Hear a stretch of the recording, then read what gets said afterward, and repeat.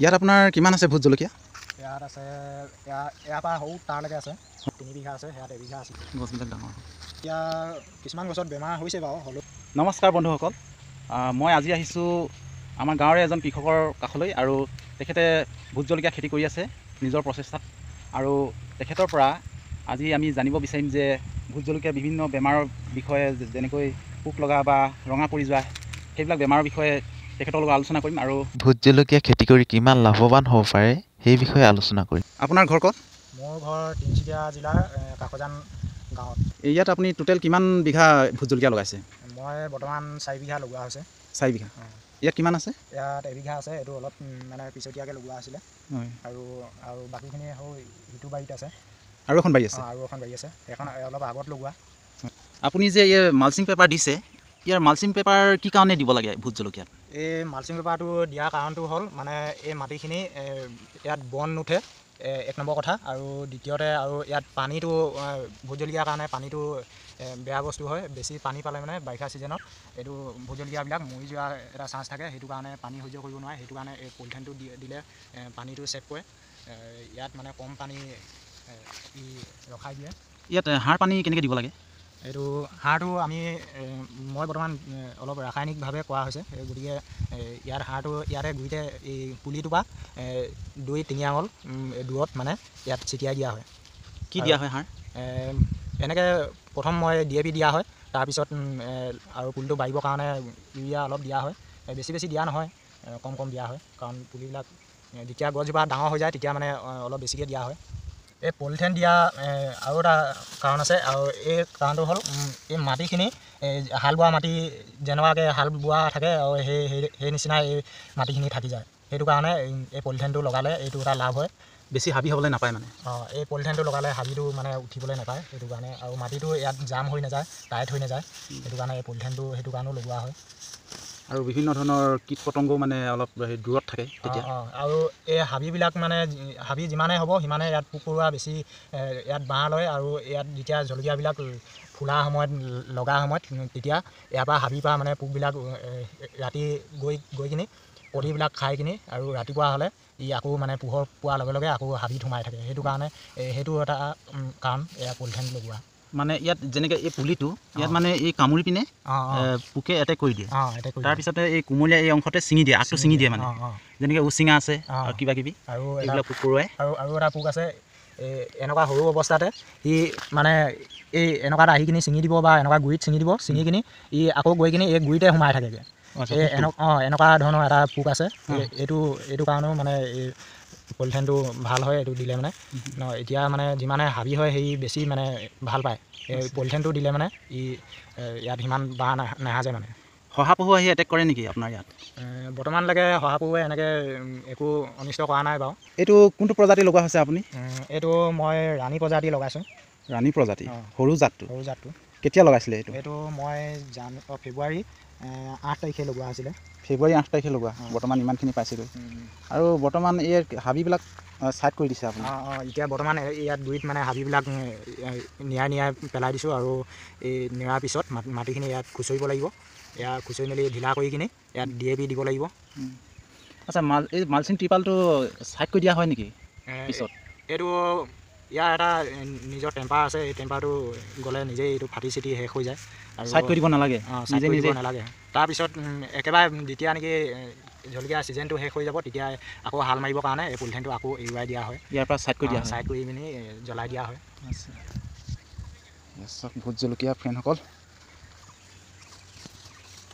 হাবিবিলাক চাফা কৰি দিয়া হৈছে, পুলিটো সুন্দৰকৈ ওলাবলৈ সুবিধা কৰি দিয়া হৈছে। আৰু ইয়াত মাজে মাজে দেখিবলৈ পাইছোঁ এইবিলাক আপোনাৰ ভাত কেৰেলা ওলাইছে। এইবিলাক ইয়াত মানে অলপ চাং দিয়া হ'ব। এই ভোট জলকীয়াটো ছাঁ কৰিবৰ কাৰণে মানে ইয়াক অলপ মানে ছাঁ লাগে, ছাঁ প্ৰয়োজন। সেইটো কাৰণে ইয়াত এতিয়া চাং দিয়া হ'ব ইয়াৰ ওপৰত। এচক মাজে মাজে ভাত কেৰেলা দিছে। বৰ্তমান ভাত কেৰেলা ছিজন আহিছে আৰু বহুত লতা বগাব। ইয়াত ডাং বান্ধি দিব আৰু ভোট জলকীয়াজোপা ছাঁ পৰিব। এনেকৈ মালচিং পেপাৰ দি কৰিলে হাবি বনৰ পৰা বাচি থাকিব পাৰি। আৰু আজিকালি বহুতেই এনেকৈ মালচিং পেপাৰ দি কৰে। যিহেতু আপুনি ভোট জলকীয়া বাৰীখন যিমানেই পৰিষ্কাৰকৈ ৰাখিব, যিমানে হাবি বনৰ পৰা দূৰত ৰাখিব সিমানেই এই পুলিবিলাকত মানে বিভিন্ন ধৰণৰ কীট পতংগৰ এটেক নহ'ব, আক্ৰমণ নহ'ব।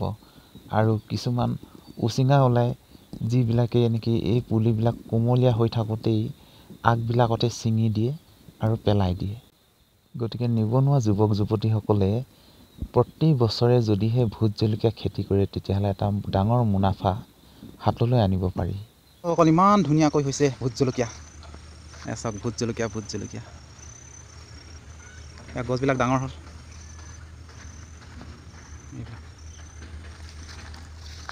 গছবিলাক ডাঙৰ হ'ল।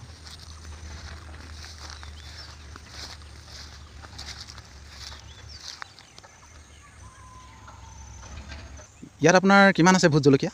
ইয়াত আছে ইয়াৰ পৰা সৰু তাৰলৈকে আছে। হয়। 8-20কৈ লগোৱা আছে। টোটেল ইয়াত 3 বিঘা আছে, ইয়াত 1 বিঘা আছিলে। ইয়াত 3 বিঘা আছে আৰু প্ৰথমে দেখুৱাইছিলে সেইখিনি 1 বিঘা আছে।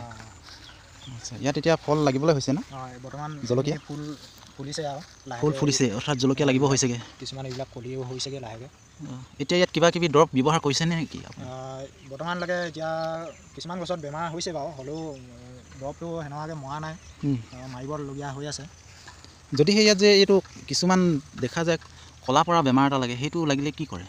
এইটো এনেকৈ বেমাৰটো আৰু সিমান ফটকৈ ভাল নহয় যিকোনো দৰৱ মাৰিলেও, হ'লেও আগটো মানে লাগি অহাৰ লগে লগে এই আগটো এইটো ইয়াত লাগিছে যদি এই আগটো ইয়াত ছিঙি দিব লাগে, ছিঙি পেলাই দিব লাগে। নহ'লে বস্তুটো সি মানে ভাইৰাছ নিচিনা বস্তু এইটো লাগি লাগি গৈ থাকে, ওপৰিৰ পৰা এনেকৈ পাতটো মানে সৰি আহে আৰু মৰি যায়। এইটো এনেকুৱাকৈ যদি এনেকৈ কৰি কিনে এইটো বস্তুটো ছিঙি নিদিলে মানে এই বস্তুটো ইয়াত তলফালে গৈ থাকিব। সেইকাৰণে এইটো বস্তুটো ছিঙি দিব লাগে, এইটো ছিঙি কিনি পেলাই দিব লাগে। ইয়াত দেখিছে ইয়াত এইবিলাক এইটো এনেকুৱাকৈ পাতবিলাক হৈ যাব, শুকাই যাব। এয়া চাওক ভোট জলকীয়া ইমান সুন্দৰ, ডাঙৰ ডাঙৰ হৈছে, ধুনীয়া। আৰু এইবিধ ৰাণী প্ৰজাতিৰ ভোট জলকীয়াবিধ ন? এইবিধ ৰাণী হয়। ৰাণী হয়, ডাঙৰ প্ৰজাতিটো নহয়, এইটো সৰু প্ৰজাতিটো হয়। আৰু ভোট জলকীয়া এইবিলাক চব লাগিব লৈছে, ফুল ফুলিছে, এয়া সৰু সৰু ফুল ফুলিছে আৰু এতিয়া ইয়াত লাগিছে। আপোনাৰ যোৱাবাৰ ইয়াত কেনেকুৱা বজাৰ? যোৱাবাৰ ইয়াত মানে আমি অলপ দেৰিকৈ লগোৱা হৈছিলে, খেতিটো অলপ যেতিয়া ৰেটটো বহি গৈছিলে, সস্তা হৈছিলে, তেতিয়া মানে আমাৰ প্ৰডাকশ্যন হৈছিলে। তেতিয়া ইয়াত মানে বেছি পোৱা নগ'ল বাৰু, 1.5 লাখ টকা এটা পোৱা গৈছিলে 1 বিঘাত। 1 বিঘাত 1.5 লাখমান পাইছিলে। পাৰ কেজি ভোট জলকীয়া কিমানকৈ পাইছিলে? এভাৰেজ 150 টকা হৈছিলে নেকি। এভাৰেজ মানে 150 টকা বুলি ক'ব পাৰি। আৰু এনেকৈ ধৰক হাইষ্ট কিমান টকালৈ গৈছিলে? হাইষ্ট মানে আমি 400-500 এনেকুৱাকৈতো পোৱা নগ'ল বাৰু, অলপ দেৰি হোৱাৰ কাৰণে। 300 টকা পোৱা গৈছিলে। 300 টকা পাৰ কেজিত পাইছিলে মানে 2 দিনমানহে আৰু বেছি নহয়, তাৰপিছত লগে লগে ৰেটটো বহি গ'ল। এয়া চাওক বন্ধুসকল ভোট জলকীয়া। আৰু যদিহে আপোনালোকৰ খালী মাটি আছে তেতিয়াহ'লে এনেকৈ ভোট জলকীয়া লগাবলৈ চেষ্টা কৰক। ইয়াৰ পৰা যিহেতু মোটা ধন এটা পোৱা যায়, এটা সুন্দৰকৈ এটা লাভ পোৱা যায়, সেয়েহে আপোনালোকে এনেকৈ পাৰিলে মানে ভোট জলকীয়া লগাবলৈ চেষ্টা কৰক। ফ্ৰেণ্ডসকল, যদিহে ভিডিঅ'টো ভাল লাগিল তেতিয়াহ'লে শ্বেয়াৰ কৰি দিয়ে যেন, যিহেতু অন্য কৃষক বন্ধুসকলেও যাতে প্ৰেৰণা পায় এনেকৈ খেতি কৰিবলৈ। ধন্যবাদ।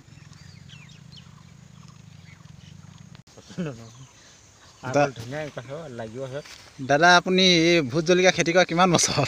খেতি ভাল হৈছেনে?